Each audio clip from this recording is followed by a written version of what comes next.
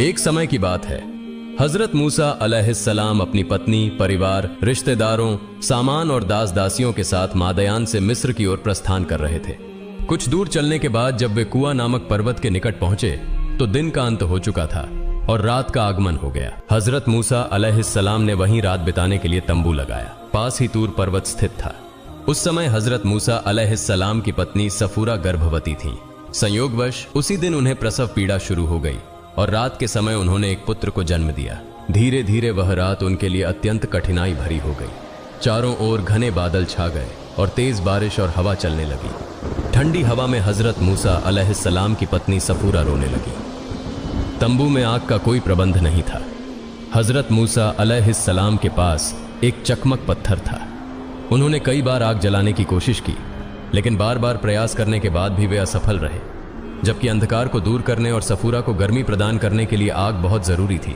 पास में कोई बस्ती भी नहीं थी जहां से आग मांगी जा सके। तब हजरत मूसा अलैहिस्सलाम आग की व्यवस्था करने की सोच में पड़ गए। इस समय उनकी दृष्टि तूर पर्वत की ओर गई। उन्होंने देखा कि तूर पर्वत पर आग की तरह कुछ चमक रहा है। तब उन्होंने अपने साथियों से कहा, तुम लोग यहाँ रुको, मैंने एक स्थान पर आग देखी है। मैं वहां जाकर देखता हूं कि क्या वहां से आग लेकर आ सकता हूं। यदि आग मिल जाए तो हम उससे ठंड से बचाव कर सकते हैं, या देखें कि उस आग के पास कोई व्यक्ति मिले जिससे हम सही रास्ते का पता पूछ सकें। यह कहकर हजरत मूसा अलैहिस्सलाम उस रोशनी की ओर बढ़ने लगे।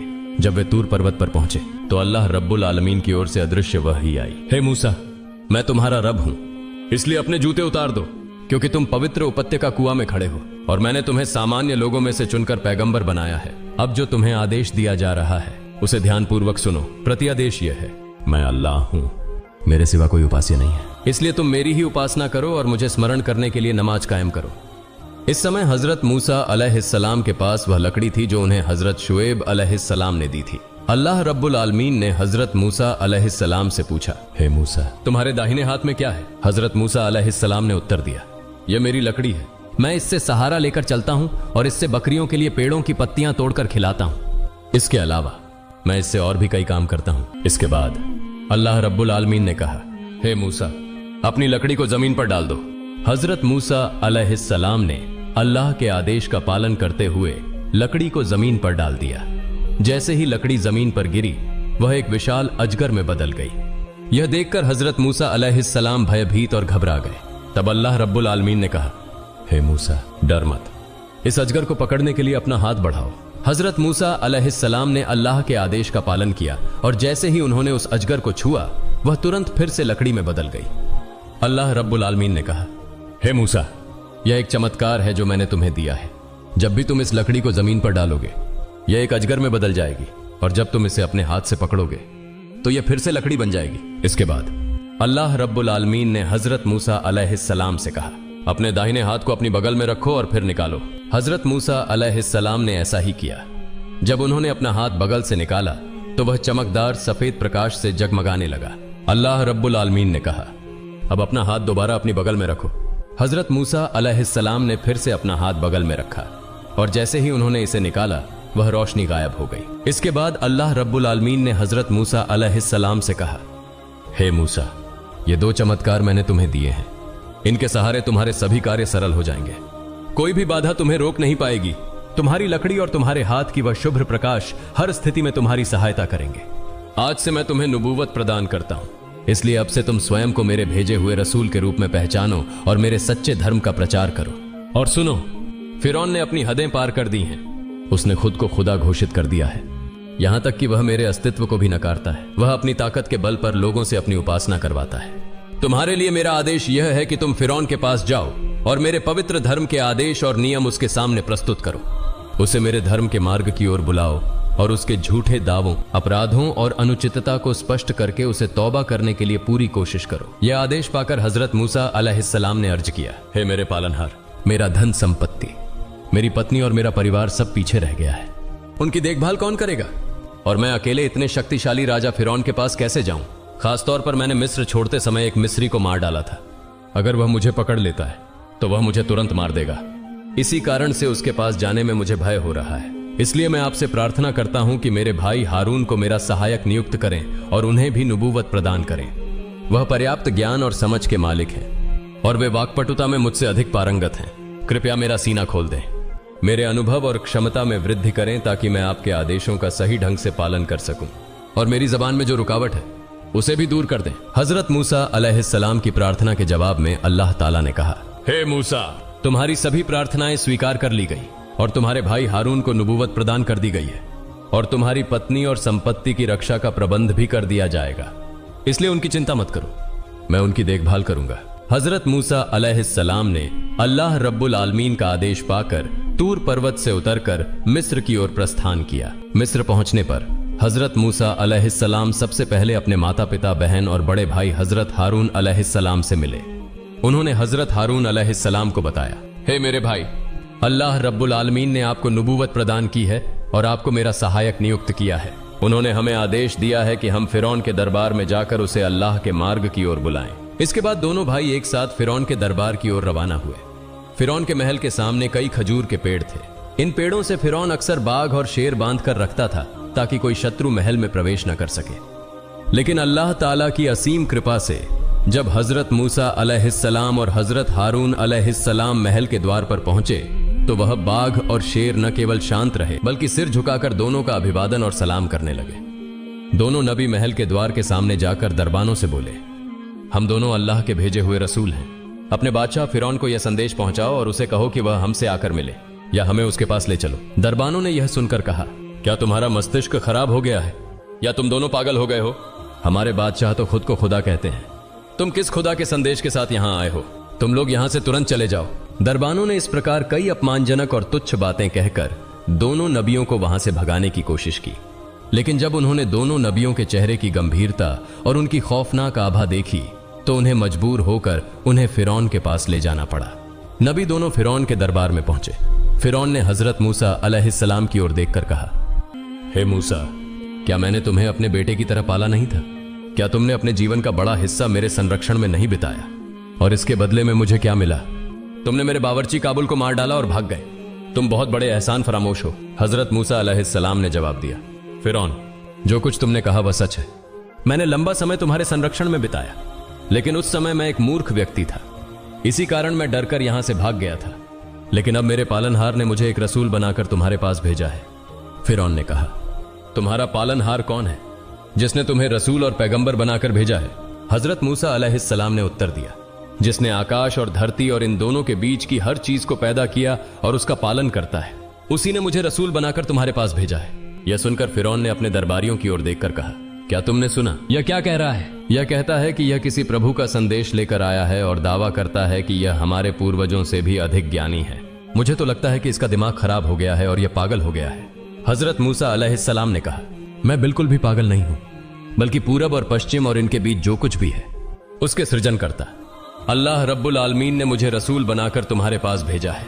फिरौन ने कहा, हे मूसा, यदि तुम मेरे बिना किसी और को प्रभु मानने की बात साबित करना चाहते हो और इसके लिए कोई उपयुक्त प्रमाण न ला सके तो मैं तुम्हें गिरफ्तार कर लूंगा और तुम्हें ऐसी कड़ी सजा दूंगा जो पूरी दुनिया के लिए एक मिसाल बन जाएगी। हजरत मूसा अलैहिस्सलाम ने कहा, हे फिरौन, अपनी इस घमंड भरी बात को छोड़ दो और अपनी अज्ञानता में जो तुमने खुदाई का दावा किया है उसे भी त्याग दो। तुम केवल एक सृजित प्राणी हो, तुम कभी भी खुदा नहीं हो सकते। हे फिरौन के दरबारीगण, अल्लाह ताला ने मुझे तुम्हारे पास अपने रसूल के रूप में भेजा है ताकि मैं तुम्हें सत्य और सच्चे धर्म का संदेश दूं। इसलिए हे फिरौन, यह मान लो कि ला इलाहा इल्लल्लाहु मूसा कालिमुल्लाह। फिरौन ने कहा, यदि मैं तुम्हारे इस कलमे को पढ़ लूं तो मुझे तुम्हारे अल्लाह से क्या मिलेगा? हजरत मूसा अलैहिस्सलाम ने उत्तर दिया, यदि तुम इस कलमे को दिल से पढ़ लो और अल्लाह रब्बुल आलमीन पर ईमान ले आओ तो अल्लाह तुम्हें 3 चीजें प्रदान करेगा। 1 स्थायी यौवन, 2 पूरी दुनिया पर राज्य, 3 दीर्घायु। इन 3 उपहारों के अतिरिक्त कयामत के दिन तुम्हें बिना किसी हिसाब किताब के जन्नत में प्रवेश का वरदान मिलेगा। हजरत मूसा अलैहिस्सलाम को अल्लाह ताला की ओर से यह हुक्म दिया गया था कि वे फिरौन से नरमी और मुलायम लहजे में बात करें। इसी वजह से हजरत मूसा अलैहिस्सलाम ने फिरौन से नर्म और शांत स्वर में बात की। इसके बाद हजरत मूसा अलैहिस्सलाम ने कहा, मैंने जो तुम्हें इस कलमे ला इलाहा इल्लल्लाह की दावत दी है उसके बारे में विचार करो। यह कहकर हजरत मूसा अलैहिस्सलाम उस दिन के लिए विदा हो गए। उनके जाने के बाद फिरौन ने अपने वजीर हामान की ओर मुखातिब होकर कहा, हे हामान, तुमने मूसा की सारी बातें सुनी, अब बताओ मुझे क्या करना चाहिए? हामान ने कहा, जहां पनाह, आप लंबे समय से अपनी खुदाई का दावा करते आ रहे हैं और पूरे राज्य में बनी इसराइल को छोड़कर बाकी सभी लोग आपको खुदा मानते हैं और आपकी पूजा करते हैं। अब यदि आप मूसा की बातों में आकर अपनी खुदाई का दावा छोड़ दें और उनके अल्लाह को खुदा मान लें, तो राज्य की सारी प्रजा आपका उपहास करेगी। वे आपको कोई महत्व नहीं देंगे। उस समय आपके लिए अपनी इज्जत बचाने की कोई जगह नहीं होगी। इसलिए मेरी सलाह है कि आप मूसा की बातों में आकर अपनी मान मर्यादा को दांव पर न लगाएं और उनके अल्लाह पर ईमान न लाएं। हामान की इस सलाह से फिरौन संतुष्ट हो गया और पुनः अपने पुराने अहंकारी स्वभाव में लौट आया। अगले दिन हजरत मूसा अलैहिस्सलाम और उनके भाई हजरत हारून अलैहिस्सलाम फिरौन के दरबार में फिर से उपस्थित हुए। तब फिरौन ने हजरत मूसा अलैहिस्सलाम से कहा, हे मूसा, तुम्हारे पास तुम्हारे अल्लाह का क्या प्रमाण है और यह कि तुम उसके रसूल हो, इसका क्या सबूत है? हजरत मूसा अलैहिस्सलाम ने फिरौन के सवाल का जवाब देते हुए कहा, यदि मैं तुम्हें प्रत्यक्ष प्रमाण पेश कर दूं तो क्या तुम मेरे अल्लाह पर ईमान लाओगे? फिरौन ने कहा, यदि तुम सच्चे हो तो पहले वह प्रमाण दिखाओ, उसके बाद मैं सोच विचार करूंगा। इसके बाद हजरत मूसा अलैहिस्सलाम ने अपनी लाठी जमीन पर फेंक दी। लाठी फेंकते ही वह एक विशाल अजगर में बदल गई। अजगर फुफकारता हुआ फिरौन के सिंहासन की ओर बढ़ने लगा। यह देखकर फिरौन भयभीत होकर घबरा गया और चिल्लाने लगा, हे मूसा, क्या तुम मुझे दीन की दावत देने आए हो या मेरा प्राण हरने के लिए? हजरत मूसा अलैहिस्सलाम ने कहा, हे फिरौन, मैं तुम्हें मारने नहीं बल्कि तुम्हें दीन की दावत देने आया हूं। इसके बाद उन्होंने उस अजगर को हाथ से छुआ और वह पुनः लाठी में बदल गया। फिरौन ने राहत की सांस ली और अपने सिंहासन पर जाकर बैठ गया। इस समय हजरत मूसा अलैहिस्सलाम ने अपना हाथ अपनी बगल के नीचे रखा और फिर बाहर निकाला। अचानक उनके हाथ से एक तेज उज्जवल प्रकाश निकलने लगा, जो इतना प्रखर था कि सूर्य का प्रकाश भी उसके सामने फीका पड़ गया। यह प्रकाश जिसकी आंखों पर पड़ता उसकी आंखें चौंधिया जाती। फिरौन घबरा कर बोला, हे मूसा, अपने इस प्रकाश को बंद करो, नहीं तो हम सभी अंधे हो जाएंगे। हजरत मूसा अलैहिस्सलाम ने अपना हाथ दोबारा अपनी बगल के नीचे रखा और प्रकाश तुरंत बंद हो गया। इन चमत्कारों को देखकर फिरौन का मन अल्लाह रब्बुल आलमीन पर ईमान लाने के लिए तैयार हो गया। लेकिन जैसे ही वजीर हामान ने फिरौन का यह झुकाव देखा, उसने तुरंत कहा, जहां पनाह, मूसा एक बड़ा जादूगर है। उसके इन सारे जादू को देखकर आप डरे नहीं। आपके राज्य में मूसा जैसे और उससे भी बड़े जादूगर मौजूद हैं। उनके जरिए हम मूसा को हराकर परास्त कर सकते हैं। हामान की बात सुनकर फिरौन का हौसला बढ़ा और उसका मनोबल फिर से बदल गया। उसने हजरत मूसा अलैहिस्सलाम से कहा, हे मूसा, मेरे राज्य में तुम्हारे जैसे कई जादूगर हैं। यदि तुम उन्हें पराजित कर सको तो मैं तुम्हारे अल्लाह पर ईमान ले आऊंगा। हजरत मूसा अलैहिस्सलाम ने कहा, ठीक है, तो ऐसा ही हो। अब बताओ, मुझे तुम्हारे जादूगरों से किस दिन मुकाबला करना होगा? फिरौन ने कहा, हमारे सामने एक उत्सव का दिन आने वाला है। उस दिन बहुत सारे लोग एकत्रित होंगे। उसी दिन तुम्हारा मुकाबला मेरे जादूगरों से होगा। हजरत मूसा अलैहिस्सलाम ने कहा, ठीक है, ऐसा ही होगा। यह कहकर हजरत मूसा अलैहिस्सलाम और हजरत हारून अलैहिस्सलाम फिरौन के दरबार से विदा हो गए। इसके बाद फिरौन ने पूरे राज्य में संदेश भिजवाकर सभी जादूगरों को एकत्र करने का आदेश दिया। कुछ ही दिनों में 4000 जादूगर राजधानी में इकट्ठा हो गए। फिरौन को विश्वास था कि इन जादूगरों के जरिए वह मूसा को हराने में कामयाब होगा। फिरौन ने उन जादूगरों से कहा, हे जादूगरों, मैंने तुम्हें 300 वर्षों से पाला पोसा है, लेकिन इसके बदले मैंने कभी भी तुमसे कोई निजी काम नहीं लिया। मगर आज मेरे सामने एक बड़ा संकट खड़ा हो गया है। इस संकट से मुझे हर हाल में बाहर निकलना होगा। इसी वजह से मैंने तुम्हें यहां बुलाया है। तुम अपनी पूरी ताकत से मेरी इस समस्या को हल करने की कोशिश करो। मूसा के बारे में तो तुम सब जानते ही हो, वह एक बहुत बड़ा जादूगर है। मगर मुझे विश्वास है कि तुम्हारी ताकत के सामने मूसा का जादू पूरी तरह विफल हो जाएगा। यदि तुम अपने जादू के बल पर मूसा को हरा सको तो मैं तुम्हें ऐसा इनाम दूंगा जिसकी तुम कल्पना भी नहीं कर सकते। जादूगरों ने कहा, जहां पनाह, इसके लिए आपको बिल्कुल भी चिंता करने की आवश्यकता नहीं है। मूसा कितना बड़ा जादूगर हो सकता है? हमारे जादू के सामने उसका जादू और उसकी करामात पूरी तरह से बेअसर हो जाएगी। उसे हमारी मौजूदगी में हार माननी ही होगी। आप निश्चिंत रहें, जीत आपकी ही होगी। फिर निर्धारित तारीख को फिरौन द्वारा चुने गए 4000 जादूगर मैदान में पहुंच गए। जादू दिखाने के लिए एक बड़ा और विस्तृत मैदान चुना गया था। देश के सभी लोग उस मैदान में इकट्ठा हो गए। वे मूसा अलैहिस्सलाम और फिरौन के जादूगरों के बीच होने वाले मुकाबले को देखने आए थे और यह जानना चाहते थे कि इस मुकाबले में कौन हारता है और कौन जीतता है। हजारों लोग मैदान में मौजूद थे, जिनकी आवाज से पूरा क्षेत्र गूंज रहा था। ऐसे समय में हजरत मूसा अलैहिस्सलाम अपनी लाठी हाथ में लेकर मैदान में पहुंचे। फिरौन और उसका प्रधानमंत्री हामान अपने दरबारियों के साथ पहले ही तयशुदा स्थान पर बैठ चुके थे। जादूगर और हजरत मूसा अलैहिस्सलाम आमने सामने खड़े हो गए। इसके बाद जादूगरों ने हजरत मूसा अलैहिस्सलाम से कहा, हे मूसा, क्या तुम अपनी ताकत पहले दिखाओगे या हम अपना जादू पहले दिखाएं?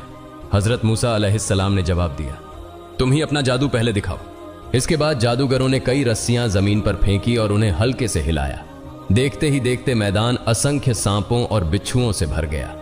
वे सांप और बिच्छू तेजी से इधर उधर भागने लगे। यह दृश्य देखकर वहां मौजूद दर्शक डर और घबराहट से कांपने लगे। जादूगर अपने इस प्रदर्शन पर गर्व और अहंकार से भर गए और हजरत मूसा अलैहिस्सलाम से कहने लगे, हे मूसा, तुम चुप क्यों खड़े हो? क्या हमारे जादू को देखकर तुम डर गए हो? अब अपनी ताकत दिखाओ। तब हजरत मूसा अलैहिस्सलाम ने बिस्मिल्लाह कहकर अपनी लाठी जमीन पर फेंकी। अचानक वह लाठी एक विशाल अजगर में बदल गई और मैदान में बिखरे हुए जादूगरों के सभी सांपों को निगलने लगी। कुछ ही पलों में हजरत मूसा अलैहिस्सलाम ने पूरा मैदान साफ कर दिया। इसके बाद जादूगरों ने पहले से भी खतरनाक सांप बनाकर मैदान में छोड़ दिए, लेकिन हजरत मूसा अलैहिस्सलाम का वह अजगर उन्हें भी आसानी से निगल गया। इस अद्भुत दृश्य को देखकर जादूगर पूरी तरह स्तब्ध रह गए। उनके पास उस अजगर का मुकाबला करने के लिए और कोई तरकीब नहीं बची थी। हजरत मूसा अलैहिस्सलाम के अजगर की भूख मानो थमने का नाम नहीं ले रही थी, इसलिए वह धीरे धीरे उग्र और रौद्र रूप धारण करने लगा। अजगर ने जब खाने के लिए कुछ नहीं पाया तो वह आखिरकार फिरौन की ओर बढ़ने लगा। स्थिति को गंभीर होते देख फिरौन अपने सिंहासन से कूद पड़ा और डर के मारे महल की ओर दौड़ने लगा। मैदान में मौजूद दर्शक भी डर के मारे जिस दिशा में जा सकते थे दौड़ने लगे। तभी अल्लाह ताला की तरफ से एक अदृश्य आवाज आई, हे मूसा, अपना लाठी फिर से हाथ में ले लो, वरना वह सभी लोगों को खा जाएगा। अल्लाह के आदेश पर हजरत मूसा अलैहिस्सलाम ने अजगर को छुआ और तुरंत वह फिर से अपनी लाठी में बदल गया। जादूगरों ने यह दृश्य देखा और वे चिंता में डूब गए। वे समझ गए कि हजरत मूसा अलैहिस्सलाम जो कुछ भी दिखा रहे थे वह कोई जादू नहीं था, क्योंकि जादू के बारे में उन्हें पूरी जानकारी थी। जादूगरों ने यह महसूस किया कि यह तो एक दिव्य शक्ति है और बिना दिव्य शक्ति के ऐसा कार्य करना संभव नहीं है। हजरत मूसा अलैहिस्सलाम बेशक अल्लाह के नबी हैं। इसके बाद जादूगरों का मन बदल गया और उन्होंने अल्लाह रब्बुल आलमीन की महिमा और शक्ति पर विश्वास किया और सब ने सिजदा किया। उनके इस कृत्य को देखकर वहां मौजूद कई लोग हजरत मूसा अलैहिस्सलाम के धर्म को अपनाने के लिए दीक्षा लेने लगे। जब फिरौन ने देखा कि जादूगरों ने हजरत मूसा अलैहिस्सलाम के धर्म को स्वीकार कर लिया है तो वह गुस्से से भर उठा। उसने जादूगरों से कहा, हे बेईमान जादूगरों, मैंने तुम्हें अनुमति दी थी, फिर तुमने मूसा के खुदा पर विश्वास कैसे किया? इस अपराध की सजा तुम्हें दी जाएगी। मैं तुम्हारे हाथ पैर काट दूंगा, फिर तुम्हें खजूर के पेड़ों पर लटका दूंगा, तब तुम समझ सकोगे कि मेरी सजा कितनी कठोर और भयंकर है। जादूगरों ने कहा, हे फिरौन, हम हजरत मूसा अलैहिस्सलाम के रब के जो प्रमाण पाए हैं और जिन्हें हमने पहचान लिया है, उसके बाद हम तुम्हारे सामने उसकी कोई जगह नहीं बना सकते। अब तुम जो चाहो वह कर सकते हो। हालांकि यह सच है कि तुम हमें सिर्फ इस दुनिया में सजा दे सकते हो, परंतु परलोक में तुम हमें एक भी क्षति नहीं पहुंचा सकते।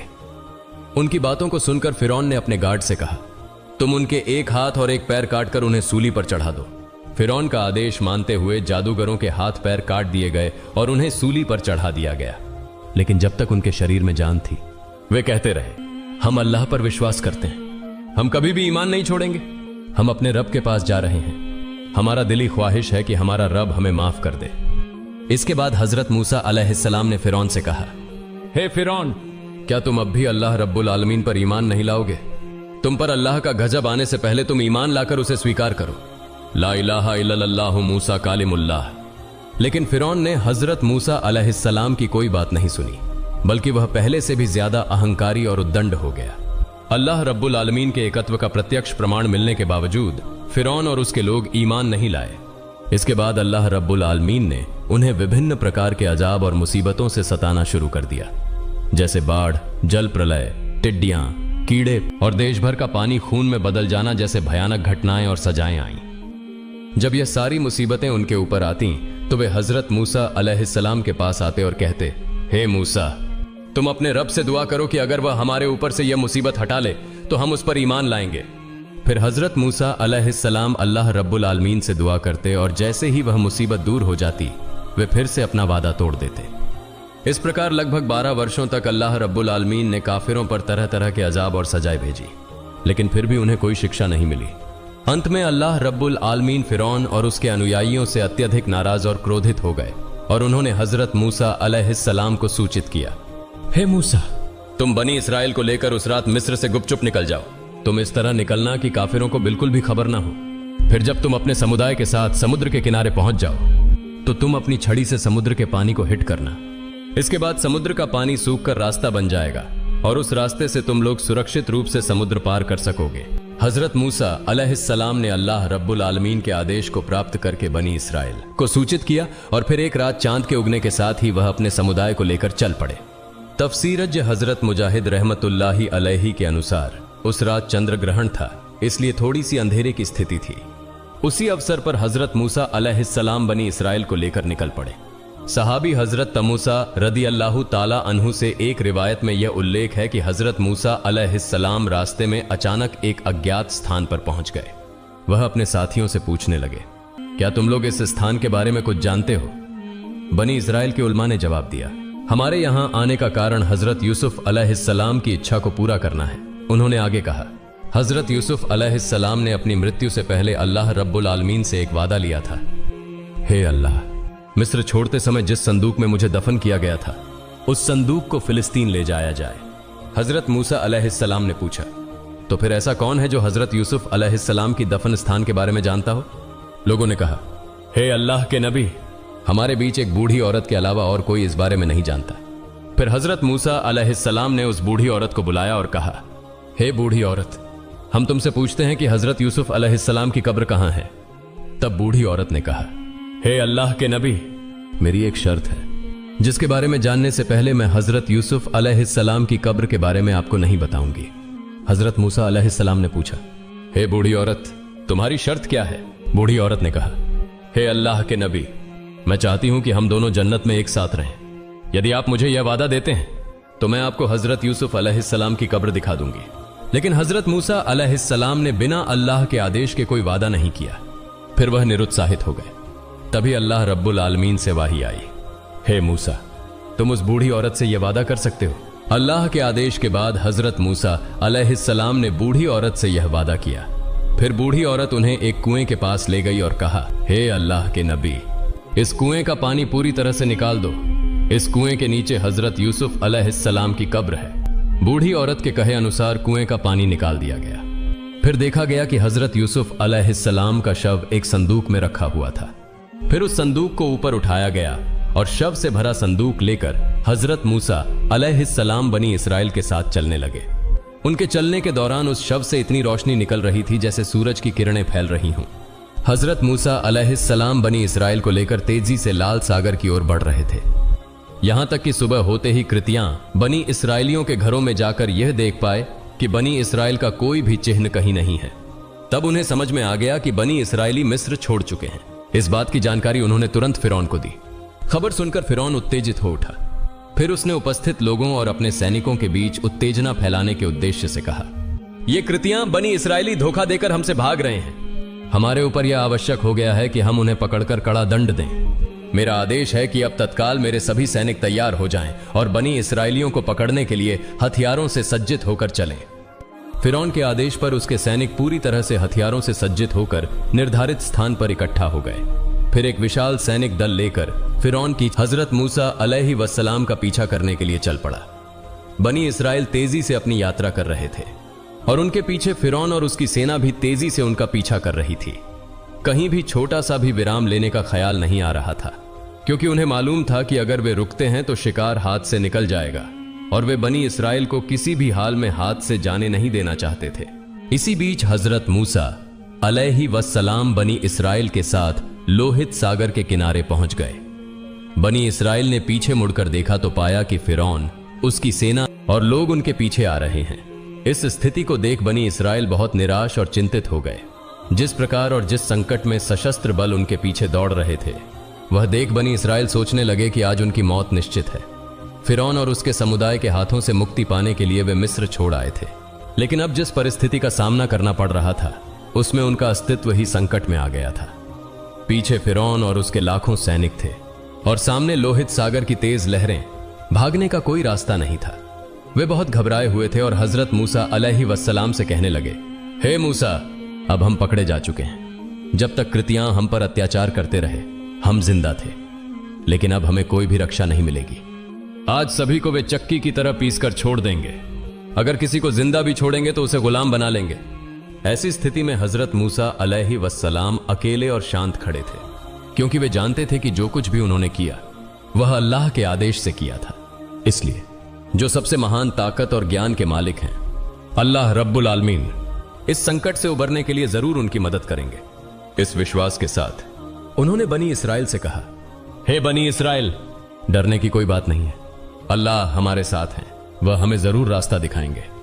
मिस्र छोड़ने से पहले अल्लाह रब्बुल आलमीन ने हजरत मूसा अलैहिस्सलाम को वाही के माध्यम से यह बताया था कि जब आप लोहित सागर के किनारे पहुंचेंगे तो अपनी लाठी से पानी पर वार करें, जिससे सूखा रास्ता बन जाएगा और आप बनी इसराइल को लेकर सुरक्षित रूप से समुद्र के दूसरी ओर पहुंच जाएंगे। लेकिन जब हजरत मूसा अलैहिस्सलाम लोहित सागर के किनारे पहुंचे तो वे यह बात पूरी तरह से भूल गए। इस कारण वे यह तय नहीं कर पा रहे थे कि क्या करना चाहिए। दूसरी ओर पकड़े जाने का डर और बनी इसराइल की चीख पुकार सुनाई दे रही थी, क्योंकि वे पीछे मौत को महसूस कर रहे थे। इस परिस्थिति में अल्लाह ने अपनी मेहरबानी से हजरत मूसा अलैहिस्सलाम को फिर से वाही के माध्यम से बताया, हे मूसा, तुम अपनी लाठी से समुद्र पर वार करो। वाही मिलने के बाद हजरत मूसा अलैहिस्सलाम ने अपनी लाठी से समुद्र के पानी पर वार किया और तुरंत पानी दो भागों में फट गया। इस प्रकार बनी इसराइल के 12 कबीले के लिए 12 रास्ते बन गए और पानी के दोनों किनारे बर्फ के जैसे कठोर पदार्थ के रूप में पर्वत जैसे खड़े हो गए। ऐसा लगता था जैसे दोनों तरफ पहाड़ और बीच में रास्ता हो।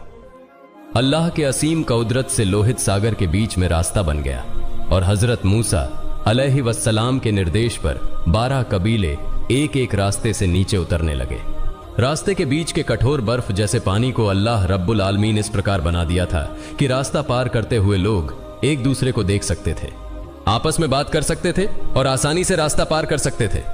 बहुत जल्दी वे लोहित सागर के दूसरे किनारे पर पहुंच गए और दूसरी ओर फिरौन अपनी सेना के साथ लोहित सागर के किनारे पहुंच गया।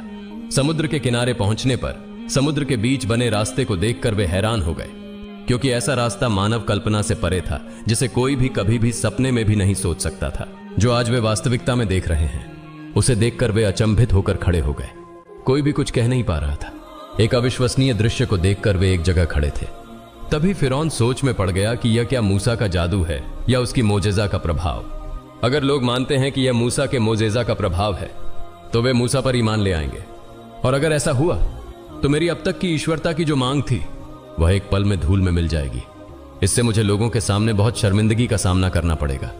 इसलिए उसने फिर से धोखाधड़ी का सहारा लिया और अपने सैनिकों से कहा, तुम लोग देख रहे हो, जो कुछ तुम देख रहे हो यह सब मेरी ही रचना है। मेरे डर से समुद्र सहित यह रास्ता बन गया है, इसलिए अब तुम लोग सब आगे बढ़ो।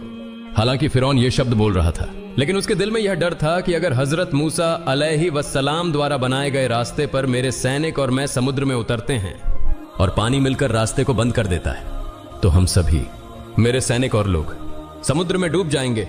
इस डर से वह भले ही कुछ कहे, लेकिन समुद्र में उतरने से डर रहा था। अगर वह समुद्र में नहीं उतरेगा तो अल्लाह रब्बुल आलमीन की इच्छा पूरी नहीं होगी। इसलिए अल्लाह के आदेश से हजरत जिब्राइल अलैहिस्सलाम, जो एक व्यक्ति के रूप में एक घोड़े पर सवार होकर फिरौन के पास पहुंचे। फिरौन के घोड़े के महावत ने जिब्राइल अलैहिस्सलाम के घोड़े के महावत को देखा और उनके पास जाने के लिए उत्सुक हो गया। फिर जिब्राइल अलैहिस्सलाम ने अपने घोड़े को समुद्र के रास्ते पर भेज दिया और फिरौन का महावत उसे अनुसरण करता हुआ समुद्र के रास्ते पर कूद पड़ा। फिरौन ने अपनी घोड़े की लगाम को खींचकर उसे रोकने की कोशिश की, लेकिन वह उसे रोकने में असफल रहा। इस तरह फिरौन का महावत उसे लेकर समुद्र के रास्ते में कूद पड़ा और सैनिक, साथ में लोग भी उनका अनुसरण करने लगे। बनी इसराइल इस दृश्य को देखकर बहुत घबराए हुए थे, क्योंकि उस समय तक रास्ते पूरी तौर पर सुरक्षित थे और फिरौन तथा उसके सैनिक भी घोड़े पर सवार थे और बनी इसराइल सभी पैदल और निर्वस्त्र थे। इसलिए फिरौन की सेना के हाथों अगर वे पकड़े गए तो वे पूरी तरह से समाप्त हो जाएंगे। इस डर से वे अत्यधिक चिंतित और घबराए हुए थे। जब फिरौन के सारे सैनिक और उनके अनुयायी समुद्र के रास्ते पर उतर आए और कोई भी सैनिक नहीं बचा, और उसी समय बनी इसराइल समुद्र के किनारे पर पहुंच गए। ठीक उसी क्षण समुद्र का पानी ऊंचे ऊंचे पहाड़ों जैसा उठने लगा और फिरौन और उसकी सेना पर गिरने लगा। जल प्रलय जैसी दिल दहला देने वाली गर्जनाएं फिरौन के सैनिकों पर गिर रही थीं। फिरौन और उसकी सेना बचाओ बचाओ चिल्ला रहे थे, लेकिन अल्लाह की सजा से उन्हें बचाने के लिए अब कोई नहीं था। जब फिरौन समुद्र में डूबने लगा तो वह अल्लाह के अजाब के फरिश्तों को देख रहा था। फिर उसने अल्लाह पर ईमान लाने का ऐलान किया और कहा, मैं ईमान लाता हूं उस पर जिस पर बनी इसराइल ने ईमान लाया है। लेकिन तब अल्लाह रब्बुल आलमीन ने कहा, अब तुम ईमान ला रहे हो, लेकिन इससे पहले तुम नाफरमानी कर रहे थे, तुम तो फसाद फैलाने वालों में से थे। बनी इसराइल समुद्र के दूसरी तरफ खड़े होकर फिरौन और उसकी सेना के समुद्र में डूबने का दृश्य देख रहे थे। इस दृश्य को देखकर उन्होंने अल्लाहू अकबर का नारा लगाते हुए आकाश और पृथ्वी को गुंजायमान कर दिया, जैसे उन्होंने नई जिंदगी पाई हो। और इस तरह अल्लाह के नाफरमान और घमंडी बादशाह फिरौन ने समुद्र के पानी में डूबकर हमेशा के लिए समाप्त हो गया। प्रिय दर्शकों, यही था एक घमंडी और अल्लाह के नाफरमान बंदे का आखिरी अंजाम। अल्लाह रब्बुल आलमीन हमें अपनी नाफरमानी से और हर प्रकार के गुनाह से बचाए रखे। आमीन।